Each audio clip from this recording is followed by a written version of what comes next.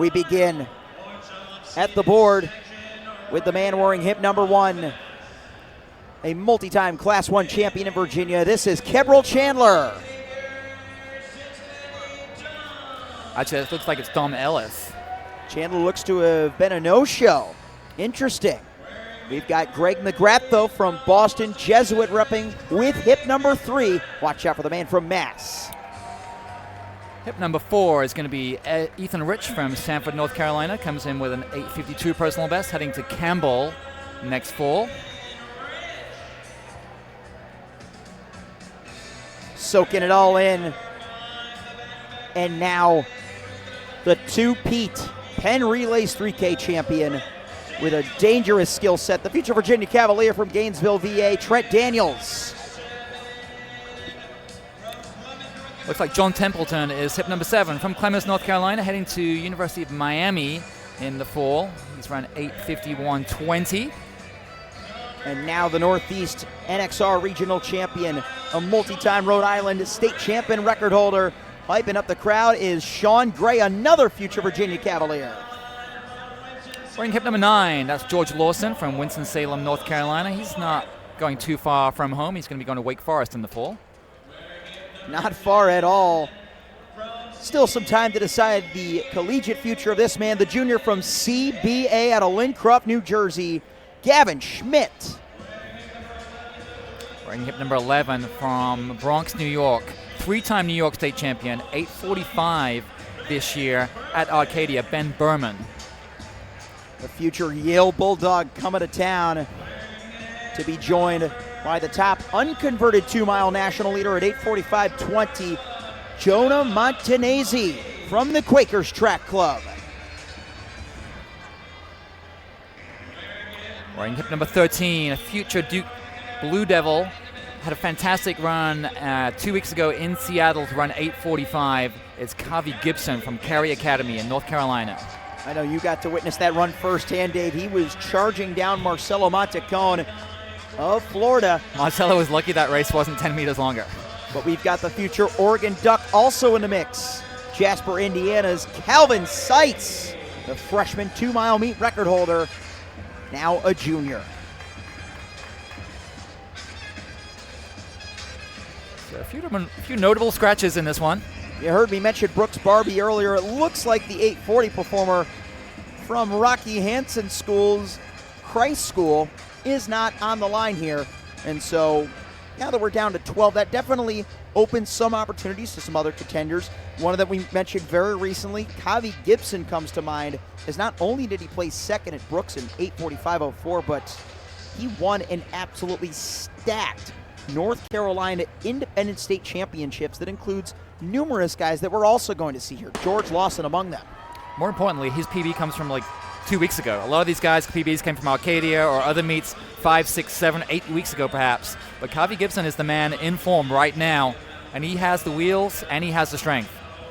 It hasn't been exactly jaw-dropping by the trackflationatory standards of the 2-mile. We've yet to see a sub-9 on the day, but we are undoubtedly going to see one come from this heat.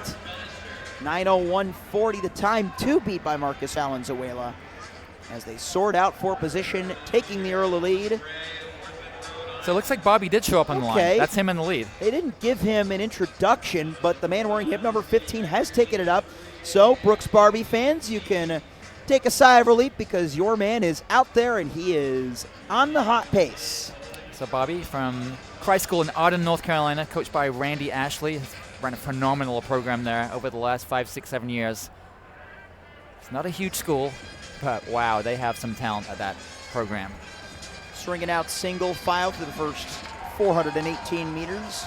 7 to go, and mostly in a line with the New Jersey State runner-up, Gavin Schmidt, who ran 4:08.81 to take that silver medal at the Meet of Champions over 1,600 meters. So 68.7 through that long split, so probably a 66 high through 400 meters. So sensible pacing, not over the top. It's certainly very respectable.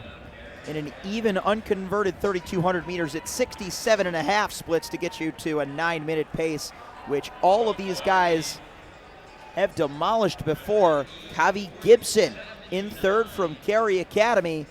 And moving up from 6th into 4th is St. Xavier Cincinnati's Dom Ellis. So it's Gavin Schmidt in second behind Bobby from New Jersey. Gibson, easy to identify with these long brown flowing locks behind him. I got to meet Kavi Gibson when he won the Eastern States Championships at the Manhattan University Cross Country Invitational, one of the most historic invites all up and down the East Coast. And he has such a great mindset. Everything's earned, not given. And he's used that to really fuel him through a lot of his championship efforts. Carter, this is fast. 65.7 for that second lap. So they're definitely picking it up. We know Brooks Barbie went 8:40 at Arcadia, but you consider the matchups, right? Between he and Kavi Gibson, Kavi has had his number over their past 2 collisions. And Dom Ellis from St. Xavier High School in Cincinnati.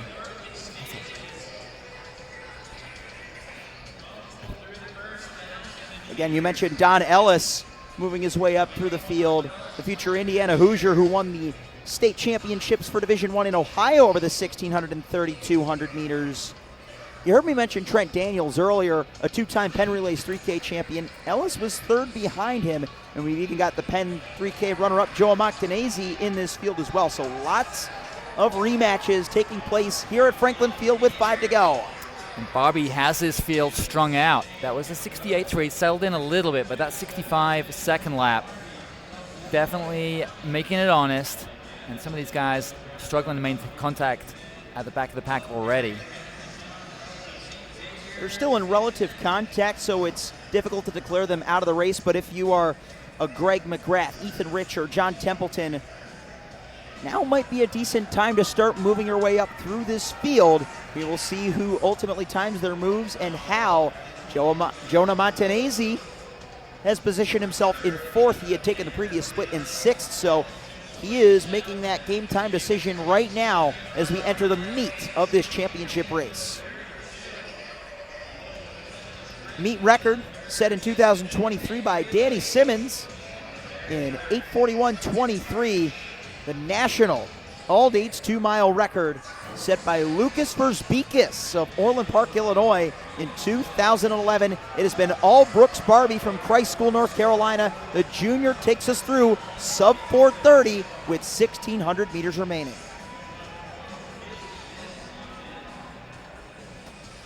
So just knowing how lofty an 8:40 PR for a guy like Brooks Barbie is, what's the key for the rest of this field to disrupting that and finding the right timing off of this slow pace by his standards? I think somebody's got to take him by surprise. He's definitely the class of the field, and I think if somebody's going to beat him, he needs to be in the last 200 or a less predictable time, like 500 or 600 meters out with a big brave move. Did you see the move by the Wolverine from Bronx Science? Ben Berman slipped out, having initially taken a halfway split in 8th. He's now right outside of the top 5. The 3-time New York State champion who's also number 3 in New York State history. He's having all of the wind broken for him, and also having moved up Sean Gray of Portsmouth, Rhode Island. He's in red. Watch for him. And he's taking the lead. There we go. Sean Gray heading into the final 3 laps. Barbie goes with. Looked like another 67. Yeah, it was. So we had 67.3, 67.4 for the last 2 laps. Dom Ellis took the split in 3rd, but has been passed by Kavi Gibson, running oh so smooth. We haven't really talked about him much. He's just been sitting there in 3rd. From Cary Academy. So chill the whole time. Again, when you can win a championship race in an 8:44, it is hard to bet against a guy like Kavi Gibson. Has such a long stride and almost form resemblant of a Yared Nuguse to me. All right, now Montanese just moved up on the outside from 5th into 3rd. He's another underclassman looking to spoil this party. A junior from the Quakers Track Club. Where is the Penn Relays 3K champion? Trent Daniels has also been in the mix. He's in 5th place right now.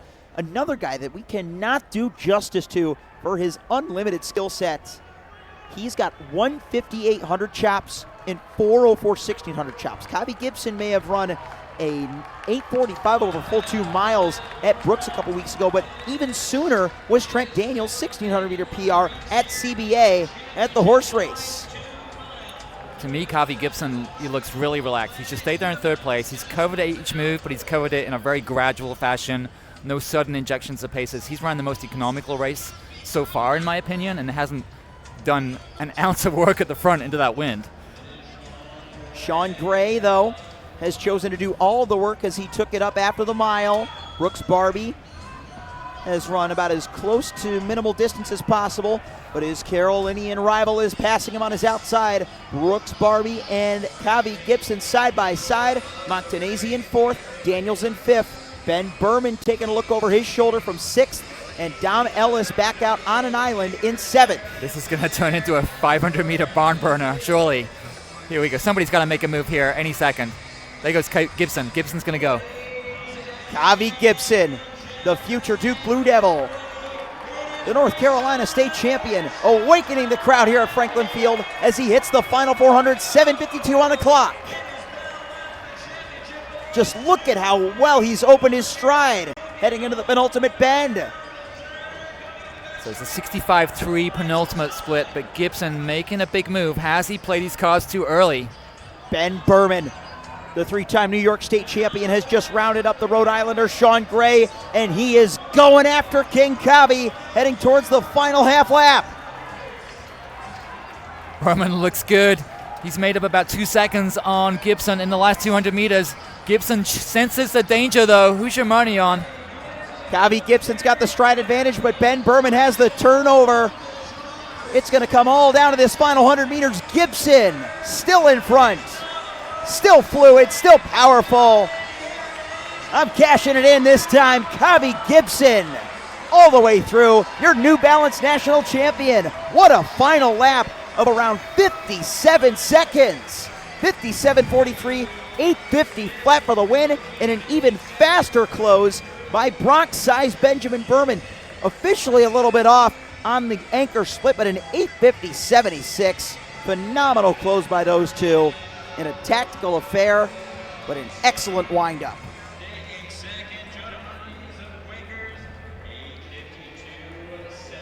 And there you see Gibson with that finish line tape, all smiles. The future Duke runner. He barely looks phased out there. He's still catching his breath after that all-out sprint on the last lap, but what a smart, economical race by him. He never really led until when he hit the lead, it was a decisive move, and never really looked back, and it looks like he had another gear. Here you see his move. This is about 300 meters out, I believe, 200 meters out. You just saw the difference in his stride. Keep in mind where we are positioned.